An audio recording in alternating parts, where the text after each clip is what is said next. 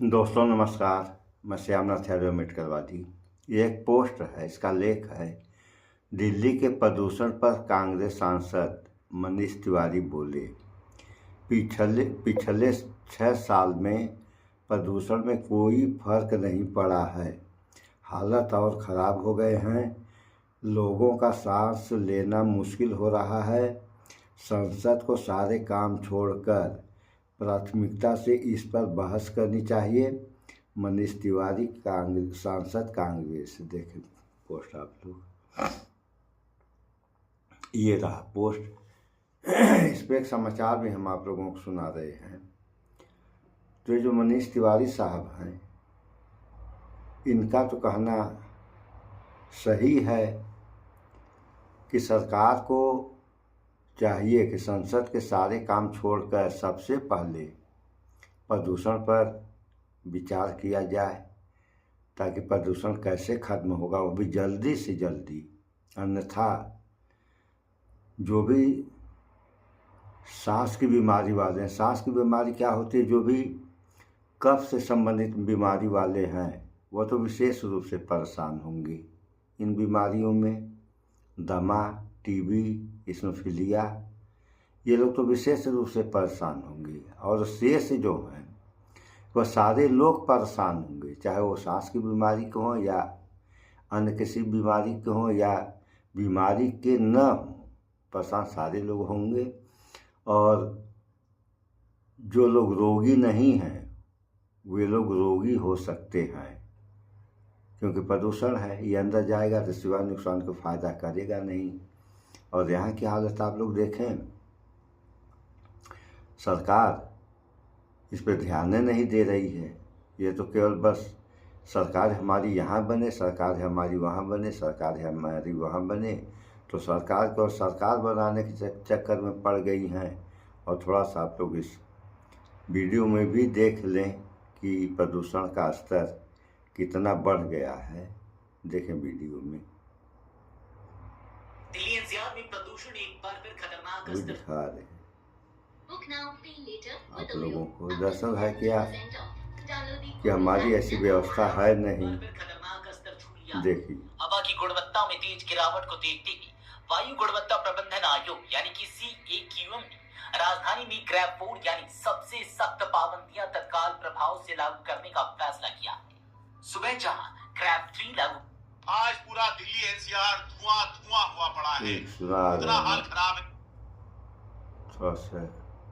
Delhi NCR में प्रदूषण एक बार फिर खतरनाक स्तर छू लिया है। हवा की गुणवत्ता में तेज गिरावट को देखते हुए वायु गुणवत्ता प्रबंधन आयोग यानी कि CAQM ने राजधानी में क्रैप 4 यानी सबसे सख्त पाबंदियां तत्काल प्रभाव से लागू करने का फैसला किया है।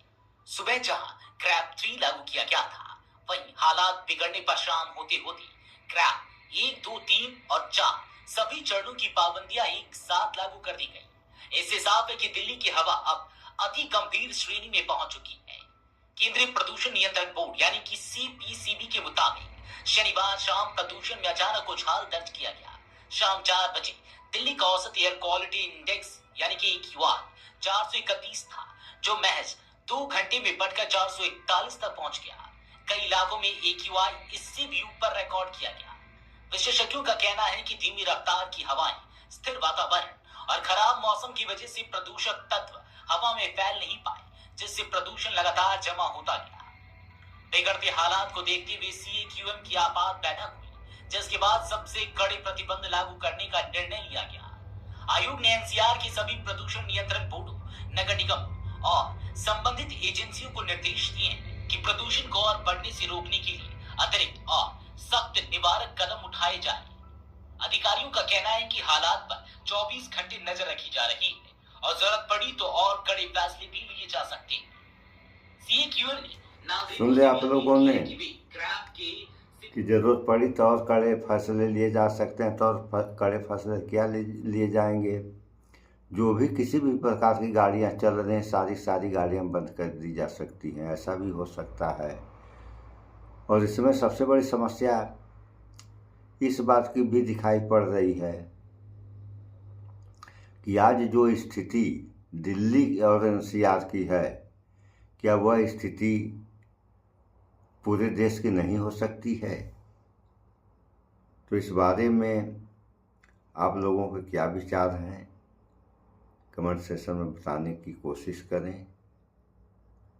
और प्रदूषण, आगे हम एक वीडियो बनाए हैं, उसका लेख हम दिए हैं कि अगर प्रदूषण इंसान की मजबूरी है तो प्रदूषण का निवारण इंसान का कर्तव्य, तो इंसान को ही करना है। अगर इंसान प्रदूषण खत्म करने के बारे में सोचेगा और सरकार सख्ती से पालन करे प्रदूषण दूर करने के बारे में, तो प्रदूषण दूर किया जा सकता है। ऐसा नहीं कि कोई भी जैसे बीमारी वगैरह है या कोई भी काम लाइलाज नहीं है, सारे इलाज में है, लेकिन जब किया जाएगा तब नहीं। अब दूसरा देखिए आप लोग,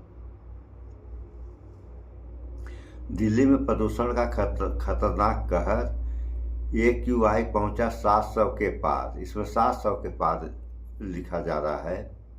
और धुआंधार दिल्ली, देखें इसको भी आप लोग देखिए, ये है। तो जो हाल दिल्ली का आज है, यह हाल पूरे देश का क्या पूरी दुनिया का हो सकता है, क्योंकि हवाएं ये बढ़ती तो है नहीं। जो हवा यहाँ चल रही है वह हवा सारी जगह जा रही है। जैसे अभी एक समाचार शायद आगे बना भी है या नहीं बनाए हैं, तो आप लोग देखे होंगे अन्य समाचारों में कि अफ्रीका का कौन सा देश है ज्वालामुखी फट रहा है वहाँ पर, और बहुत कम समय में, और भारत और चीन तक उसके जो धुआं और राख फैल गई। तो जब ये हाल है, इतनी जल्दी समय में जो है भारत और चीन तक उसकी राख पहुंच गई, तो उस राख का भी तो प्रभाव पड़ेगा और उस धुएं का भी प्रभाव पड़ेगा। अब उसके प्रभाव के कारण बस आने वाले समय में मौसम क्या रंग बदलेगा ये कौन बता पाएगा, मौसम विज्ञान क्या बताएगा। सो इन सब बातों पे विचार आप लोग करें, क्योंकि सारे लोगों को यहीं रहना है। अगर आप प्रदूषण फैलाएंगे तो प्रदूषण तरह तरह की समस्याएं पैदा करेगा, और अगर इसका निवारण कर रहे हैं आप लोग, तो इन समस्याओं से आप लोगों को, जिसे निजात कहते हैं, यानी हाँ, आप लोगों को निजात मिलेगा, मिल सकता है। सो इस वीडियो में इतना ही। भाईचारा बना कर रहें, स्वच्छता अपनाएं, शुद्ध खाएं, स्वस्थ रहें, शिक्षित बने। जय विज्ञान, जय संविधान। नमस्कार।